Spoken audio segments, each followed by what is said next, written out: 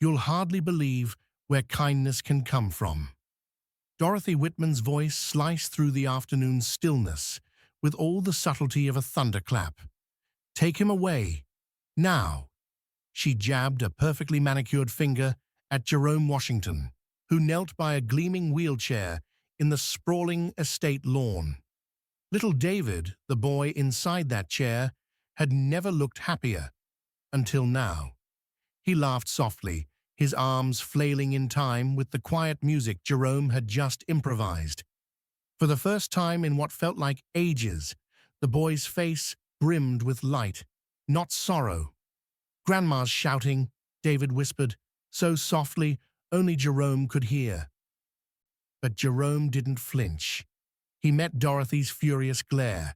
She was 60, carrying the air of someone accustomed to wielding power like a sculptor wields a chisel, shaping everything to her will.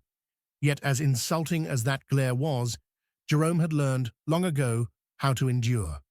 He released David's hand slowly, then paused, kneeling there, stained gloved and steady. "Understood, ma'am," he answered, voice calm, respectful, but honest. That contrast, his composure, her rage, made the moment sting all the more. David's little fingers twitched, trying to reach again. "He was teaching me to dance," the boy protested, so fragile it hurt to hear. Dorothy hit the intercom button. "Security! Now!" She crushed kindness with her command. Jerome rose as two burly guards emerged promptly from the mansion's shadows. Dorothy ordered them to escort him off the grounds and never let him set foot there again. At the gate, Jerome turned to David. He offered a soft, "See you later, champ. Keep practicing that tune we found." David's grin, the kind you don't get from sympathy, only from having your spirit met, made Jerome breathe just a little easier. Dorothy seethed, offended that someone like Jerome could offer something she couldn't. Her grandson's father, Jonathan, watched from the window above, expression torn. Guilt? Relief? Jerome couldn't be sure, but he knew the boy saw something real in him. That would matter. "Call the police if he comes back," Dorothy snarled. Jerome said nothing. He climbed into his truck, but his eyes remained on the house. He was not done, far from it. The next morning, Dorothy called Richard Morrison, the supervisor in charge of waste collection. She was furious, demanding Jerome be moved off the Beverly Hills route immediately. Morrison, who knew Jerome's work ethic, was taken aback. But Dorothy's power was immense. She threatened him with political fallout, and by week's end, Jerome would be shifted to a drab industrial zone. Jerome took it quietly and returned to work, but all the while, his heart remained with David. Late that night, Jerome's mind replayed David's eyes, the way the child's spirit kindled at those few bars of improvised music. Jerome had a doctorate in physical therapy from USC. Once upon a time, he had a thriving private practice.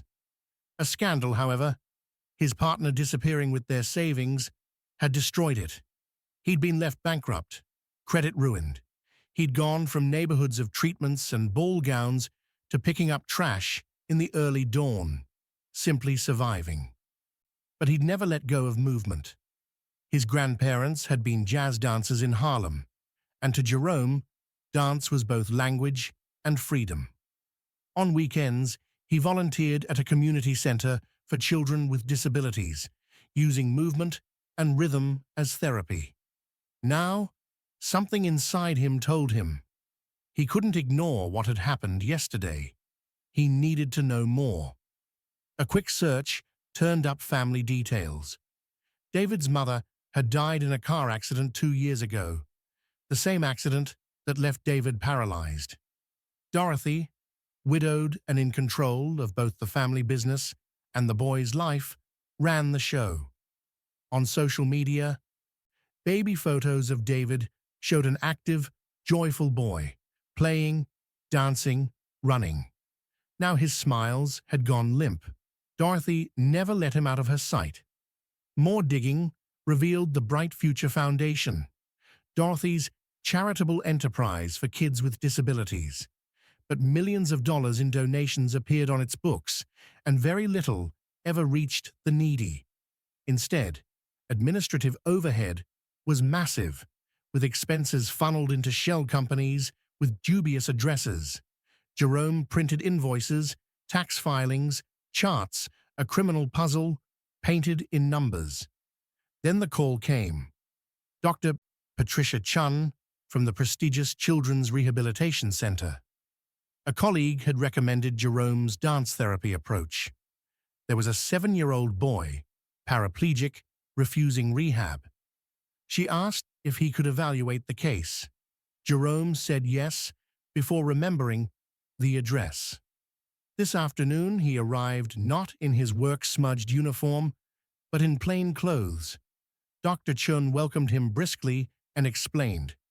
They'd tried traditional therapy, but the boy, withdrawn, directionless, refused engagement.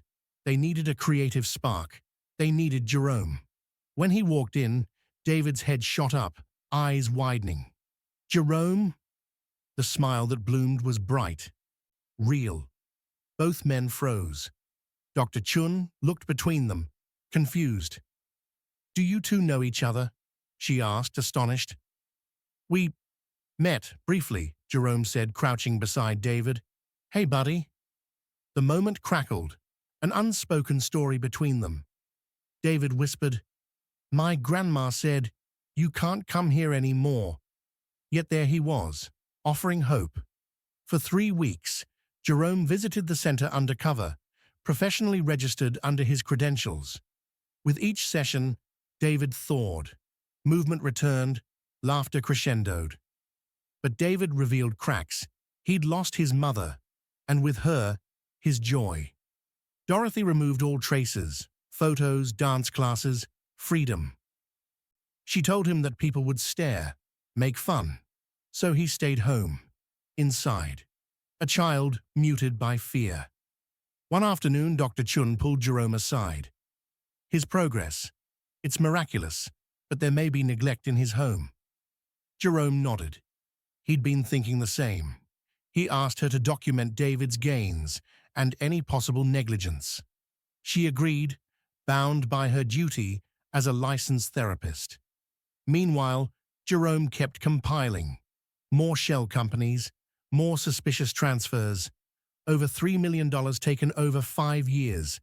Equipment never delivered, children never helped. Dollars pocketed for luxury. Jerome's fingertips itched to act. He printed every page, coded every entry. Then Dorothy stormed into the clinic unannounced during a session. She had detectives at her back. "I want him out," she demanded. "The trash man, the liar." Jerome paused mid-exercise with David, standing firm. "I hold a doctorate in PT from USC, specialization in pediatric occupational therapy, 5 years volunteering with special needs children." Dorothy blinked. Her agent had only mentioned Jerome's current job, not his credentials. Dr. Chun stood up, asserting, "He's a licensed professional, and he's helping my patient. Something that matters in this room is not where you think he belongs, but what he's doing for the child." David's voice trembled. "Grandma, why are you mad? He's helping me be happy again." Dorothy's sickness was exposed in a look, the way she'd hidden the boy's mother, stripped his identity, preferred control over healing. Jerome met her calmly. "What are you afraid of? That David might recover, or that the truth about how you've treated him will come out?" Dorothy's mouth opened, shut. Then Jerome asked quietly, "May I call his father?" Calling the legal guardian in the face of possible negligent care was within his right. Dorothy sputtered, outraged, but Jerome dialed. Within 15 minutes, Jonathan arrived. Shock registered across his face, as Jerome laid out the documentation: financial irregularities, stolen funds, missing equipment. Jonathan demanded answers from his mother: the shell companies, the unpurchased wheelchairs, the misused charity money. Dorothy spluttered. David asked gently, "Grandma, did you lie about helping children like me?" Jonathan stood, heartbreak twisting his features. "You have to explain yourself." "Dorothy." But the answer came in silence, as Jonathan told her, "You're no longer welcome in this child's life. We'll get a lawyer. We'll reclaim what was stolen." Jerome knelt by David's chair, the boy clapping as his hands formed a hopeful rhythm. "Can you keep teaching me to dance?" he asked. Jerome looked up at Jonathan and answered, "Much more than that. I want you to learn that different isn't weak. It's your superpower." The next chapter unfolded. 6 months later, Jerome opened a rehabilitation clinic right in Beverly Hills. Fully funded by restitution, Dorothy had been forced to pay after the federal investigation began. The clinic offered free movement therapy to children with disabilities from families who couldn't afford care. David was there every afternoon, laughing, turning his wheelchair through choreography that merged joy and resilience.